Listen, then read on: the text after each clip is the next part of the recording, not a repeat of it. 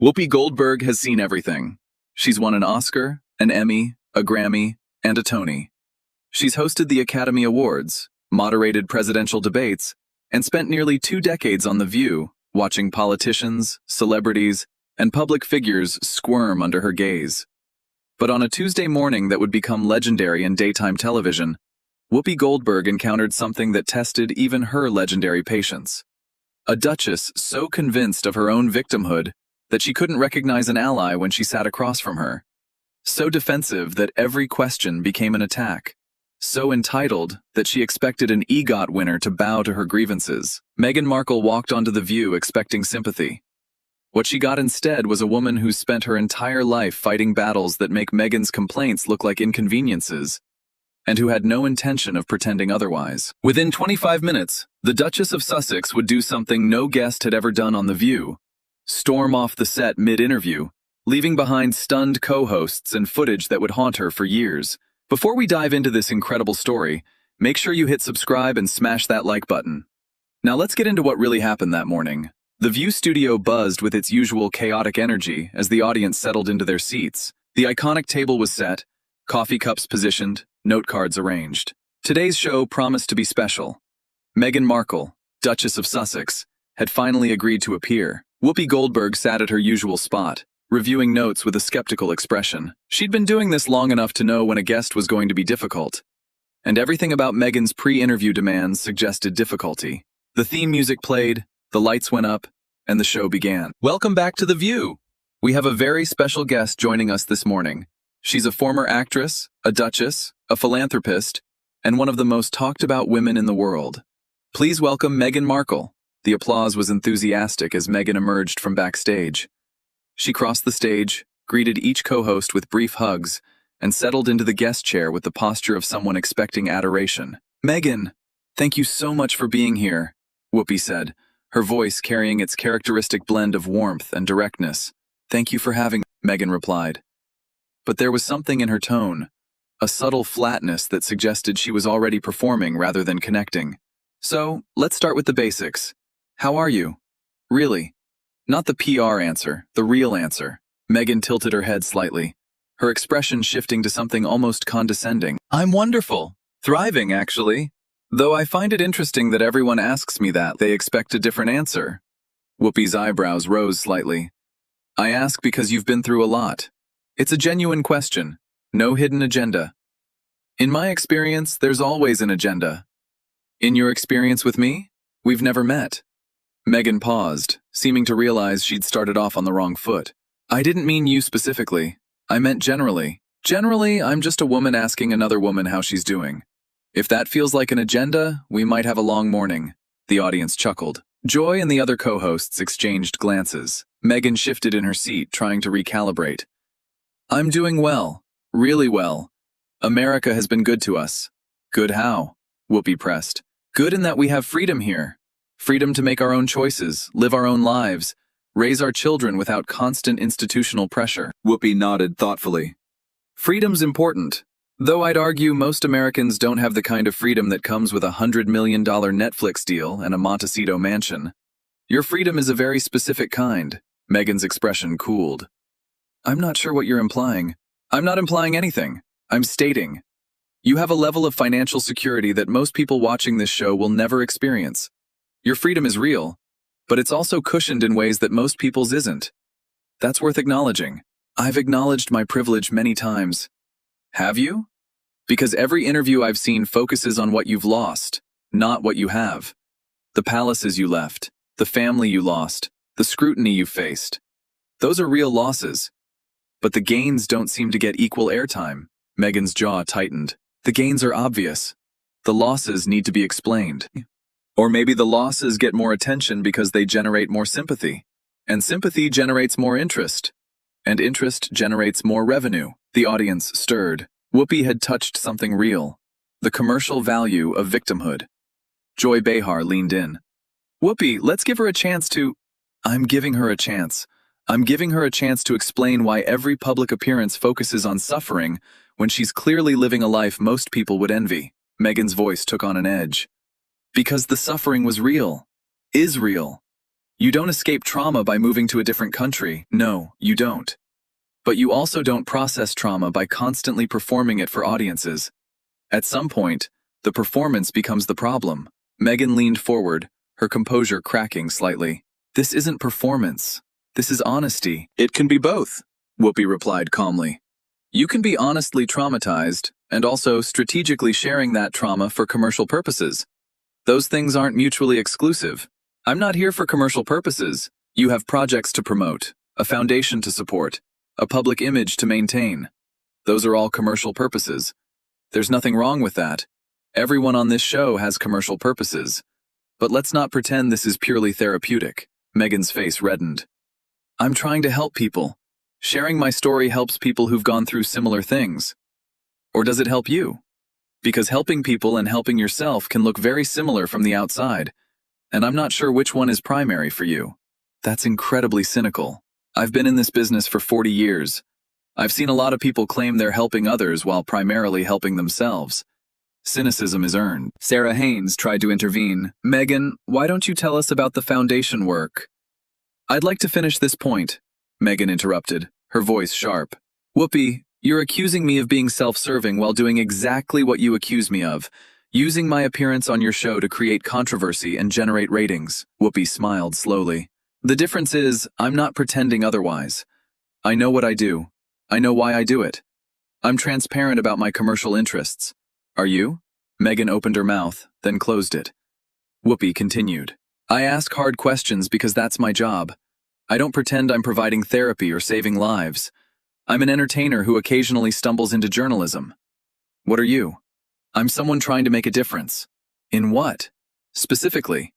I keep hearing about making a difference and important work, but I never hear specifics. What difference have you made? What has actually changed because of your foundation? We're addressing systemic issues. Which ones? Name one systemic issue you've changed. Not raised awareness about, actually changed. Meghan went silent. Whoopi leaned back. That's what I thought. The studio had gone quiet. The audience could feel the tension, could sense something unprecedented unfolding. Joy Behar jumped in, trying to lighten the mood. Let's talk about something more fun. The Met Gala just happened. You weren't there this year. Any thoughts? Meghan's expression flickered. A flash of something that might have been hurt before she composed herself. I wasn't invited. Oh? Joy seemed surprised. I assumed you just couldn't make it. You've been to major fashion events before. This year I wasn't on the list. Meghan's voice carried a forced casualness. These things happen. Whoopi tilted her head. Do they? Because the Met Gala invites pretty much every major celebrity. Anna Wintour personally curates the list. Not being invited seems pointed. I wouldn't characterize it as pointed. How would you characterize it? You're a duchess. You're a fashion icon, according to some publications. You've been on magazine covers around the world. Not being invited to the biggest fashion event of the year seems like a statement. Meghan's composure was cracking. I don't know why I wasn't invited. You'd have to ask Anna Wintour. I'm asking you. Do you have any theories? I don't speculate about other people's decisions. You've speculated extensively about the royal family's decisions. Why is Anna Wintour off limits? The audience stirred. Meghan's face had gone from red to pale. That's different. Is it? You've built your entire public narrative around speculating about what the palace did and why. But when it comes to being excluded from a fashion event, suddenly speculation is inappropriate? That seems convenient. Alyssa Farah Griffin tried to soften the blow. Maybe there were just too many guests this year. There were fewer guests than previous years, Whoopi corrected. I looked it up. The list was smaller, not larger, which makes the exclusion more deliberate, not less. Meghan's voice rose. I don't think my Met Gala attendance is really the important topic here. You're right. It's not important in the grand scheme of things, but it is interesting, because it suggests maybe the Hollywood embrace you expected hasn't materialized the way you planned.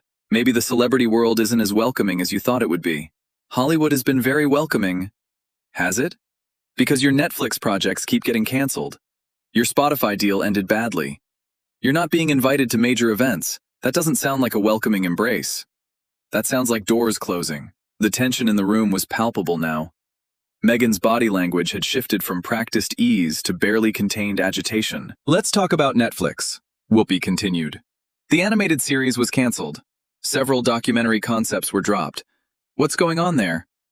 Meghan's expression hardened. Projects evolve. That's the nature of the entertainment industry. Evolve is a generous word for cancelled. The trades reported that Netflix wasn't satisfied with the content being produced. That's not evolution. That's rejection. The trades sensationalize everything. They also report facts. And the fact is you signed a $100 million deal and haven't delivered what was promised. A company doesn't cancel projects when they're happy with the output. Our output has been significant, has it? One documentary about your own lives. Some content that didn't make it to air. That's significant for $100 million? Meghan stood up slightly, then sat back down. A false start that betrayed her agitation. We're creating meaningful content that takes time. Time is one thing. Content is another. You've had years. What has materialized? Because from the outside, it looks like you took a lot of money and delivered not much. That's an incredibly unfair characterization, is it? I'm looking at the record. Spotify ended badly. Netflix projects are getting canceled. At what point do we stop blaming the companies and start examining whether maybe the problem is the product? Meghan's voice rose dangerously. The problem is people like you who refuse to give us a fair chance. I'm giving you every chance. I'm sitting here, asking you to explain what you've accomplished, and you can't give me a straight answer. That's not my failure. That's yours. Joy Behar attempted to redirect. Let's talk about Harry. How's he doing? The shift in Meghan's demeanor was immediate. Walls going up, expression closing off. I'd prefer not to discuss my husband. Whoopi's eyebrows shot up. Really? But he's half of everything you've built. The Netflix deal, the foundation, the public narrative, it's all joint. How can we discuss your life without discussing him? We can focus on my individual work. Which is what exactly? Because everything you've shared publicly involves Harry. The foundation is joint. The media appearances are joint. The brand is Sussex, not just Meghan. What's the individual work? Meghan paused, seemingly unable to answer. Whoopi continued gently. I'm not trying to trap you. I'm genuinely asking. You've positioned yourself as part of a team. When you remove the team from the conversation, what's left? I have my own identity.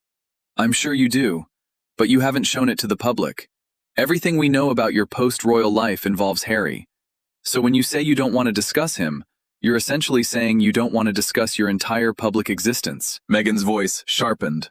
There are rumors I'd like to address, since you're bringing him up. Which rumors? The separation rumors. They're completely false. We're stronger than ever. Whoopi nodded. Good. Glad to hear it. Though I notice you brought up separation, I just asked how he was doing. Why did your mind go to separation? Meghan stiffened. Because that's what the tabloids are saying. I'm not the tabloids. I asked a simple question. You escalated to separation denials. That's interesting. It's not interesting. It's defensive. Because I'm tired of people asking about your marriage? Because you've invited those questions. The Netflix documentary, the interviews, the book, all of it centers on your relationship. You can't make your marriage the core of your brand and then complain when people ask about it. We're not a brand. You literally trademarked your names. You have a production company. You license your image. How is that not a brand? Meghan grabbed the armrests of her chair, clearly fighting the urge to stand up and leave. You know what I've noticed about American media? Everyone claims to be different from the British tabloids, but you all ask the same questions, make the same insinuations, pursue the same angles. Whoopi's expression shifted, becoming somehow both softer and more intense. Meghan, I'm a black woman in America. I've been called every name you can imagine. I've been discriminated against, harassed, threatened. I've watched my community face violence, injustice, and systemic oppression for my entire life. I understand struggle. What I don't understand is someone with your advantages complaining like she has none. My advantages don't negate my suffering. No, but they contextualize it. When you complain about not being invited to the Met Gala while sitting in a mansion that media money bought, people notice. When you claim your projects are being unfairly canceled while having had more opportunities than most people dream of, people notice. Context matters, Meghan. And your context is extremely privileged, whether you want to acknowledge it or not. Meghan's voice rose. I've never denied my privilege. You've never really acknowledged it either. Not genuinely. Every acknowledgement comes with a but. I'm privileged, but I suffered. I have advantages, but I've faced challenges. The but always erases everything that came before it. Because the challenges are real. So are the advantages. Why do the challenges always get more airtime? Why does every interview focus on what you've lost instead of what you have? Why is your public narrative centered on suffering when you're living a life most people would consider paradise? Meghan sat stunned, seemingly unable to respond. Whoopi continued. The Met Gala doesn't invite you. You focus on that exclusion. Netflix cancels a project. You blame unfair treatment. People question your output. You call it persecution. At some point, you have to ask yourself, is everyone really against you? Or have you constructed a narrative where victimhood is more valuable than success? Meghan stood up fully now, her composure finally cracking. I don't have to sit here and be lectured. Whoopi remained seated, looking up at her with an expression of genuine concern rather than hostility. You're right. You don't. You can leave any time. But running away from uncomfortable questions is becoming a pattern, isn't it? Meghan's face contorted. I don't run away. You ran from the royal family. You ran from the UK. You run from any interview that doesn't go exactly the way you want. Standing in front of me right now, preparing to walk out. That's running, Meghan. I'm not running. I'm refusing to be disrespected. Who disrespected you? I asked you questions. Questions invited by making your life a public product. That's not disrespect. That's engagement. Your engagement feels very hostile. My engagement feels like what happens when someone actually pushes back. Most of your interviewers don't push back. They accept your framing, nod along with your narrative, let you say whatever you want without challenge. I don't do that. I ask follow-up questions. I point out contradictions. If that feels hostile, you've been interviewed by the wrong people. Joy Behar stood up, trying to mediate. Maybe we should take a break. I don't need a break, Meghan snapped. I need interviewers who aren't determined to twist everything I say. Whoopi shook her head slowly. I haven't twisted anything. I've repeated your own words back to you and asked you to explain them. If your own words sound twisted when I repeat them, maybe the original words are the problem. The studio had gone silent. The co-hosts watched with barely concealed shock.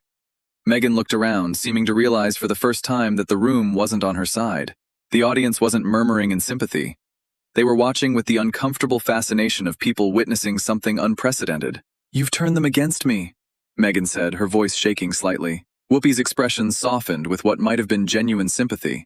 I haven't turned anyone against you. I've asked you questions and let you answer them. The audience is responding to your answers, not my questions. They're responding to your framing. What framing? How are you? How are your projects? How's your husband? Where's the frame in that? I've literally asked the same things I'd ask any guest. You've treated them like attacks.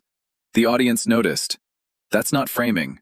That's observation. Meghan grabbed her purse from beside the chair. This was supposed to be different. I was told you were sympathetic, that you understood what it's like to be scrutinized. Whoopi's expression shifted, becoming more serious, more personal.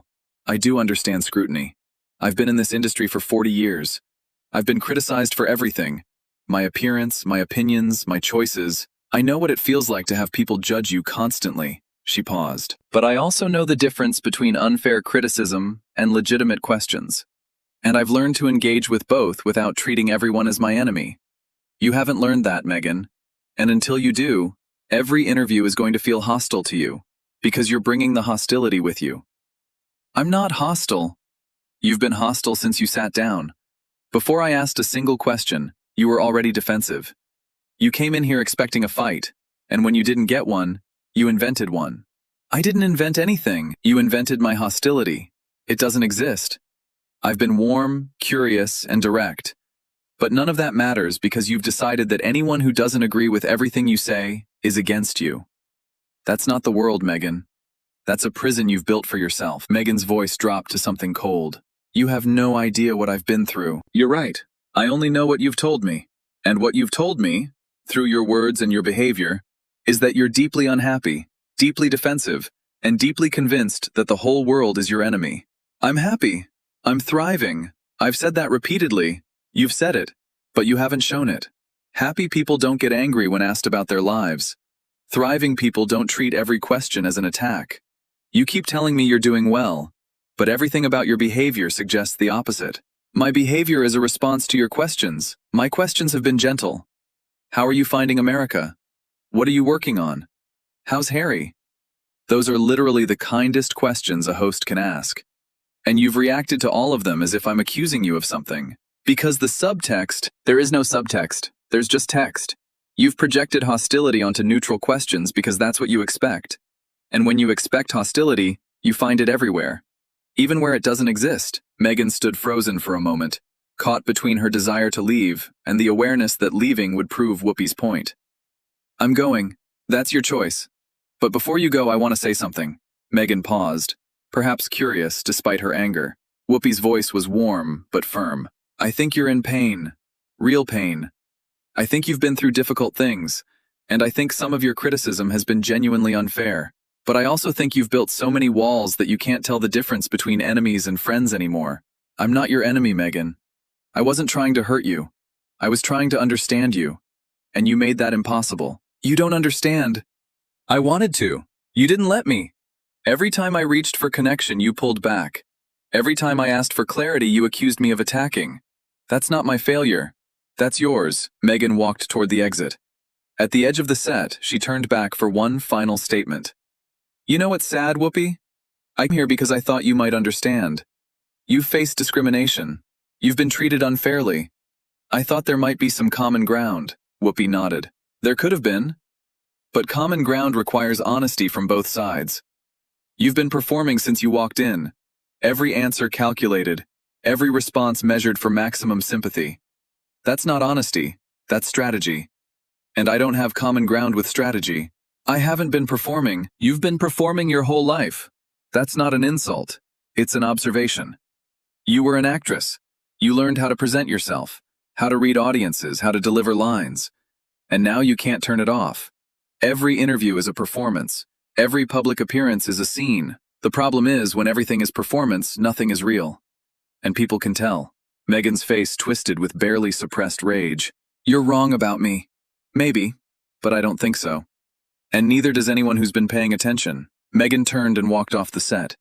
Her heels clicked sharply against the floor until a door slammed in the distance. For a long moment, no one spoke. Then Whoopi turned to face her audience, her expression a mixture of sadness and resolve. Well, that happened. She took a breath. I want to say something to everyone watching. That was not the interview I wanted to have. I came in here hoping to connect with someone who's clearly been through a lot. I wanted to understand her perspective, maybe even find common ground. She shook her head slowly. What I got instead was someone who couldn't engage with even the gentlest questions without treating them as attacks. And that makes me sad. Not angry, sad. Because somewhere in there is a person who's hurting, and she's built so many walls that no one can reach her anymore. The audience murmured sympathetically. I'm not going to trash her. That's not who I am. But I will say this. Kindness and curiosity aren't threats. Questions aren't attacks.